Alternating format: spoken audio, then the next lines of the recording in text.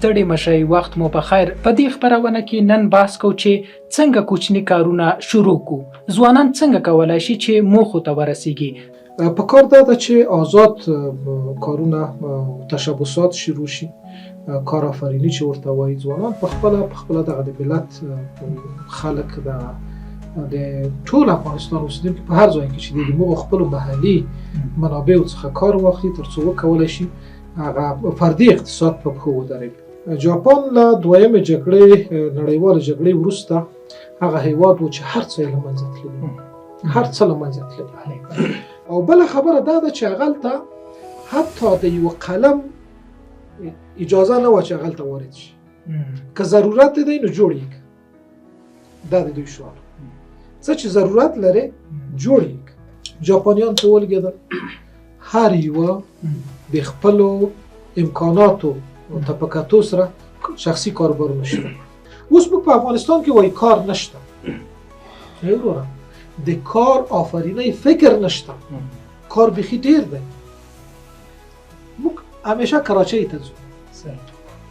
مال راوړه په کراچۍ کې واچوه ځکه دا ډېر اسانه دی. وروره د کراچۍ نه تېر شه، ټول ملت کراچیوان شو.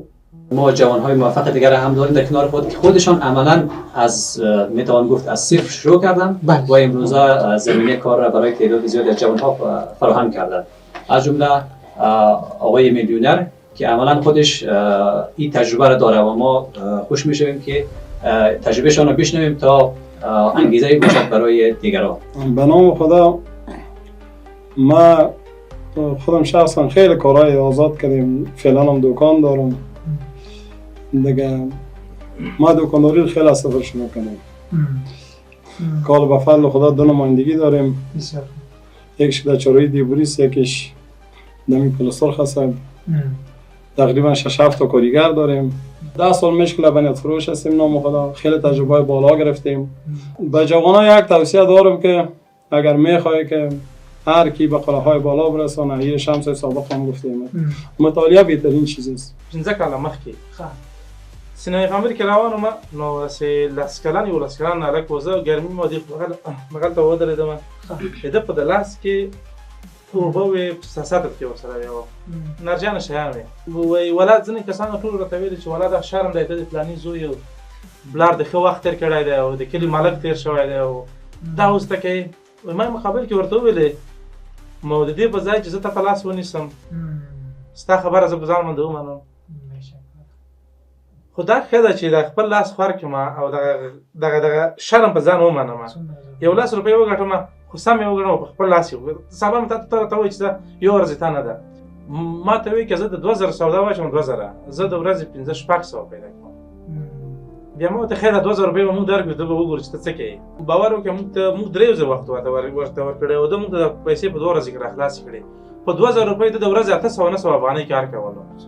اوس د هغه دکان دلته په هغه کې دی په سینمای پامیر کې یو غټه ټپرۍ لګولې ده. یعنې دکان ته خبره اوس دکان نیوی دی د دکان د دای تقریبا 15,000 روپۍ افغانۍ کې راوړي.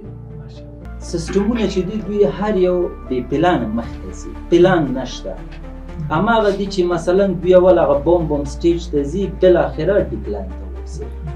بیا چې بیرته جګېدلی نه شي کور دې ګیلې کوي چې ما تاوان وکړ دې نه مې قرض وکړ هغې نه مې قرض وکړ. دا به څنګه شي؟ هماغه شي چې دوی دا همت او هر څه د لاسه رسوي. بالاخره بیا دوی چې دی تجارت ته مخه نه کوي نو باید د تخصصي برخې ته مشوره باید وکړي.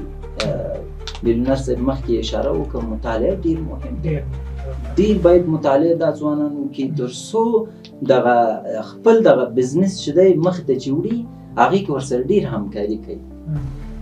دریم برخه چې دی د ځای برخه دی. خدماتو دپاره د ځای ټاکل ډېر مهم دی چې هر یو ماشاءالله دلته آزاد بزنس چې څوک دلته آزاد تجارت مخته وړي دوی دا د ځای په ټاکلو کې ډېر فکر کوي. کاروبار کې چې دی د فلکچویشن شته شاید ته ناکام شي خو بیرته جګ شه دی عادي خیر دی رو شروع کړه.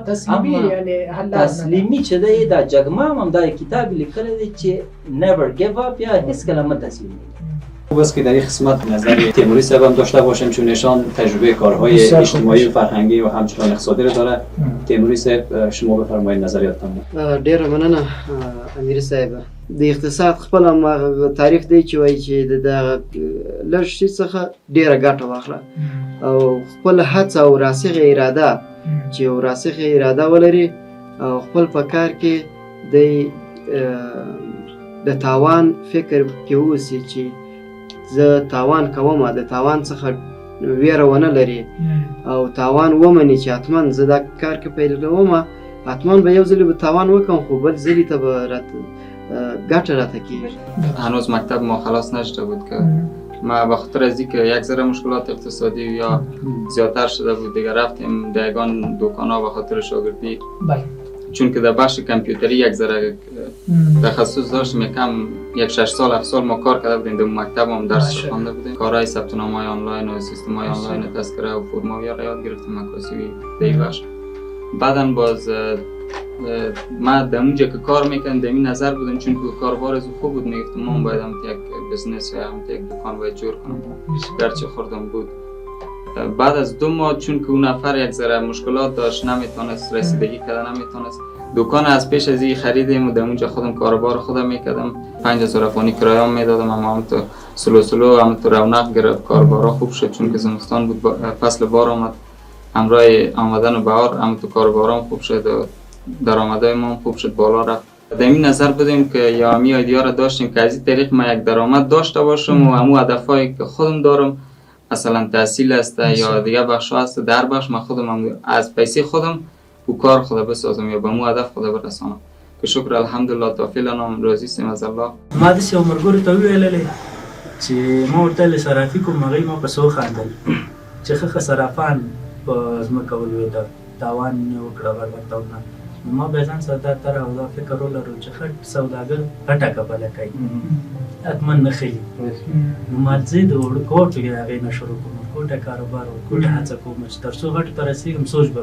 کوم چې هغه غونډه نشم اندکی صرافي می شروع کړه اول ورځ می ټول په دې چې ما نه می ټول سو کې اول ورځ ما په صرافي کې نیم صرافانه ګټه وکړه یو نیم صرافانه ګټه چې کله پورته راغله مرجانه مې چې ترمیم نو به نه باور ولا حتی وې تا روپې دې کوم چې یو نیم صرافانه دی وګټلې نو چې کله مې مرګورو نګاګه پیسې راغستې وې 10000 یو نه 15000 بل نه 2000 بل نه راغل 10000 روپۍ برابر کړې صرافي کې نو په دې میاشت کې دنه کې د خلکو قرضونه خلاص کړل خلکو قرضونه خلاص کړل پاتې د کور پیسې را سره متاسفانه په دغه برخه کې داسې یو مشوره دهی یا د مشوره ورکول ادارې نشته. فرض مثال زه یو کاروبار شروع کوم د یو فیس په مقابل کې ورځم دغه مشوره اخلم د اقتصادیات کارپوهان دی یا اقتصادي ناس دي متاسفانه چې دانشته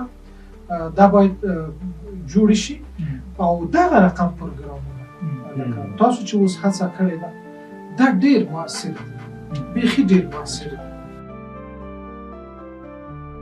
خصوصي سکتور ډېر مهم دی په دغه برخه کې باید تاسو کوشش وکړئ یوه اداره مستقله اداره ورته برابره کړئ دغه برخه دې که پیاوړې کړله ځوان دې نه بېکاره کېږي. د اکثره حکومتونه چې چلېږي اکثره په خصوصي سکتور باندې چلېږي.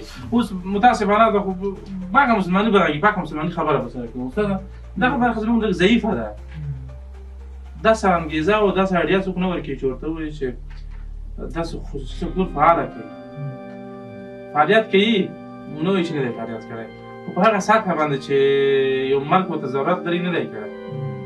کارآفرینۍ دا ذهنیت باید پیدا شي او دا څه رقم کیږي. اوس مثلا که چیرې نور هیوادونو ته وګورو هغوی چې دغه 4 کسانو ته ضرورت 15 کسان راځي هغوی صنعتي برخه کې رسېدلي. اوس مونږ ډېر کمبودیانې لرو کمبودیانو پسې نه ګرځو هیواد کې مثلا مونږ خام مواد نور ځای نه راوړو خو دلته تاسو خپله شروع کړئ که په یو کس نه کېږي 10 کسان یو ځای شي 10 نه 20 کسان یو ځای شي تر څو دغه هدف ته ځان ورسوي. دلته افغانستان کې فلحال ډېر کمبودیانې د تجارت برخه کې. قدرمنو لیدونکو نننۍ خپرونه همدلته پای ته رسیږي. په نننۍ خپرونه کې په دې بحث وشو چې څنګه کوچني کاروبارونه کامیابۍ ته ورسوو آزاد کاروباریانو خپلې تجربې شریکې کړې او د دې ترڅنګ متخصصینو خپل نظریات ورکړل چې کومې نقطې مهمې دي او کومې نقطې باید په پام کې ونیول سي. د دې بحث خلاص دا و چې په دې کې موږ دا پیدا کړل چې هر څوک وغواړي د کار اراده ولري نو لومړی باید فکر ولري، فکر رامنځته کړي، د فکر لپاره پلان جوړ کړي، د پلان لپاره هدف مشخص کړي، او کله چې هدفونه مشخص شي د هغې لپاره عمل پکار دی او د هر افغان کولی شي. تر بلې خپرونې د الله په امان.